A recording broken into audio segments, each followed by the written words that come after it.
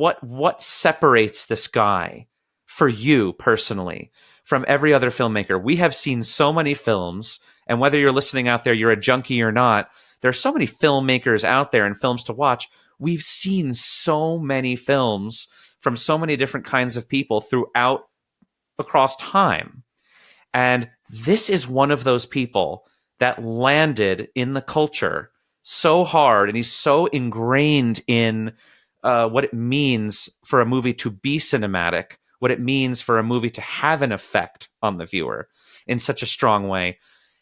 What does this guy mean to you? I'm going to start with you, Adam, individually, as a person, and how has that affected you? What's your take on David Lynch in general? David Lynch was David Lynch. As far as I think why he had to resonate, how he resonated with an audience was nobody made movies like him. Many tried. There's been many imitators over the years, but Lynch brought something that was uniquely his. And while I could never aspire to be exactly like him as a filmmaker, he's too out there. He taught me how important it is to have your own voice as a filmmaker. In a way, because I think you've compared him to a father figure. I never saw him as a father figure. I saw him more as a grandfather figure. Because your father, you end up being more like, inadvertently or otherwise, but your grandfather is like a parental figure, but there's a degree of separation. You don't see him all the time, but they're always there out in the ether. And plus, I can picture David Lynch going, I have a shiny quarter for the young man who can help get the bags out of the car. Or, let me tell you a story about the time I went to war with Dino De Laurentiis over the film Dune. But real quick, what makes him a grandfather and not a father? Just real quick. That degree of separation. I'm talking me specifically as a filmmaker. Mm-hmm. There was always something that was ethereal. I couldn't reach out and quite touch what he made emotionally, like maybe I should have. I could do that for The Man, arguably, because he was so out there with interviews and, he was always kind of culturally always out there, but the films were always more mysterious. I couldn't love them like I could love, Kevin Smith or Quentin Tarantino or Edgar Wright or any of those guys.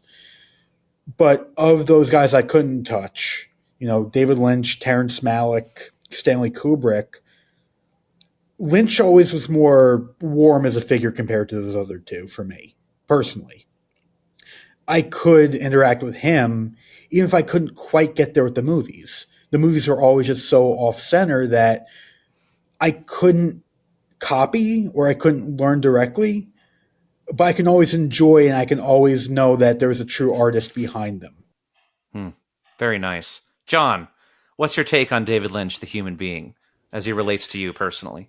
I kind of look at David Lynch as both a filmmaker and a man who is mask off.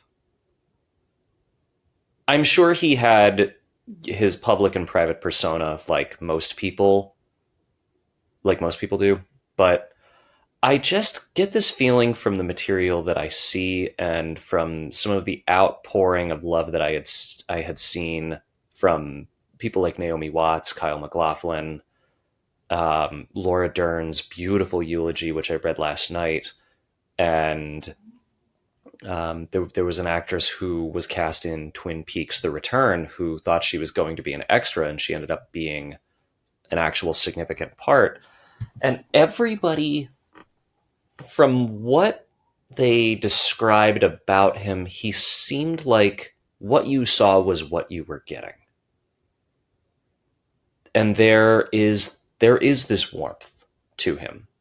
There is a pragmatism to him as well.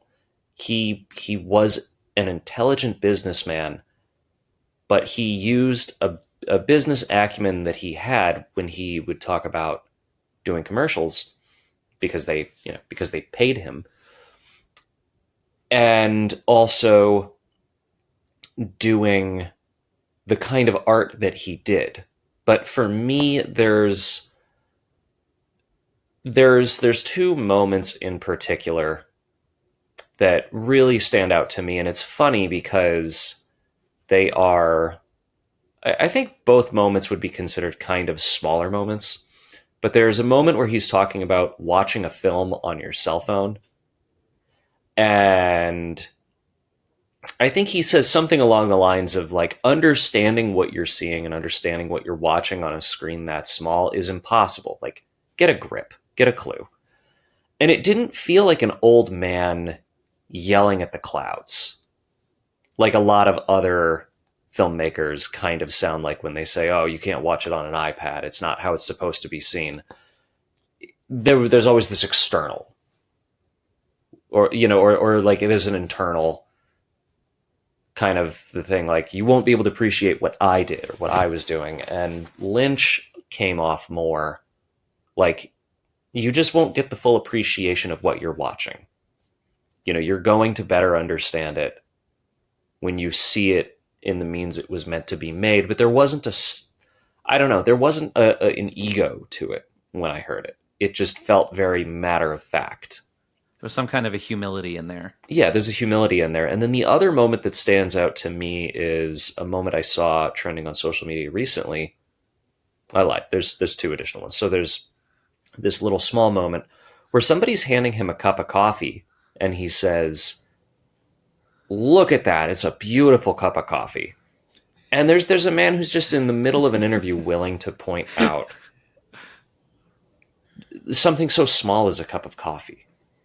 And as somebody who also enjoys coffee myself, you know, yeah, we do kind of get a little culty about coffee sometimes, but there is beauty in the small moments, and it extends to him doing the weather reports that he would do over the internet. But I think the other moment too that really stands out is when he was doing Twin Peaks: The Return, and there's a behind the scenes bit where he's giving Naomi Watts a note, and he says, slap me. And so she gives him a little pat on the cheek, and he just gets really stern. He's like, no, you're pissed off. Slap me. I want you to slap me. And you just hear Naomi Watts kind of like, her voice gets really soft, and it almost like turns into this almost childlike crumble. Like, no, you are like a parent figure to me. I don't want to hit you. And you just hear her softly say, but I don't want to. And you just watch him shift from like really stern and like in a director mode. And he just crumbles and just goes, oh, sweetheart. And, you know, puts his arm around her, and they both start laughing. And that, all of those little moments to me, along with what I had seen in his masterclass, yeah, to just bring that all full circle, I think what we saw was what we got. And we got somebody who was pragmatic, somebody who was deeply intelligent, but somebody who was incredibly warm. And he saw how complex the world is, but he knew that if you approached it with a warmth, that things would be better. I mean, if I can jump in, he always had that reputation early on as being somebody who, oh my God, this horrible person that would make these great actors do these terrible things on screen, and why would he do that? But yet, how many of those actors, to John's point, came out and eulogized him as beautifully as they did? Because while sure there was that, you know, kind of darker image that we all kind of had of Lynch at one point, he was such a warm human being, and they would totally go to war for that man. And they wouldn't have felt the way they felt if he hadn't been that emotionally available to them as well as a director, which I think people tend to overlook. Well, and I think there's, to go off of your point, Adam, you know, yeah, he would have these actors go through some of these horrible things in the way that, like, Robert Ebert, you know, talked about Blue Velvet in particular and what Isabella Rossellini had to do for that film. But Rossellini came to his defense almost immediately. And I agree with you. I think that for the darkness that he put his actors through, I think there's a difference. And I think that his actors felt incredibly safe. Yeah, Laura Dern had a no nudity clause from what I remember reading, but she chose to break that for Wild at Heart. And I can only imagine she broke that for Wild at Heart because she felt comfortable. Like, she felt that comfortable and safe with David to do Sure. anything that the script called for. Yeah. There is a level of trust there when you're willing to do that, especially as a woman in your either late 20s or early 30s. I think it was even younger than that. I think it was definitely early 20s at that Yeah. point, because she was so young in Blue Velvet. Yeah, and She was Wild like at Heart was 17 only a in couple Blue years Velvet. later. Yeah. Yes. So we're talking about a very, very young woman here. Because Wild at Heart was 89, right? 90. 90. They shot it, so they probably shot it in 89. Yeah. Oh, that yeah, she would have been like 20 or 21. Right. at So that yeah, time. we're talking about a man that shot congruently with Twin Peaks, actually. Yeah. That's why so much crossover. Which is wild. But yeah, so I guess we're talking about a man who was extremely sensitive to and with his actors. Yeah.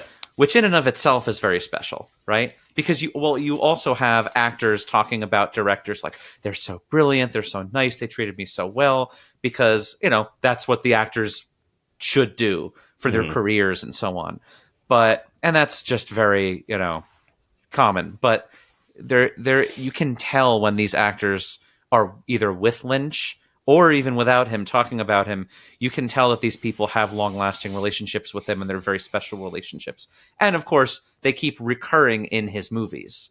So that's how you know an actor is like genuine, when they're saying very, very good and charitable things about someone.